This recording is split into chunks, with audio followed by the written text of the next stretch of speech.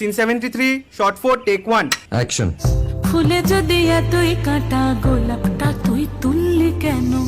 প্রেমে যদি এতই ব্যথা সেই প্রেমে তুই ভুললি কেন?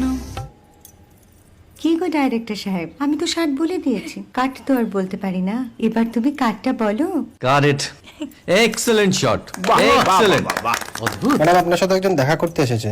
নমস্কার। নমস্কার। বসুন।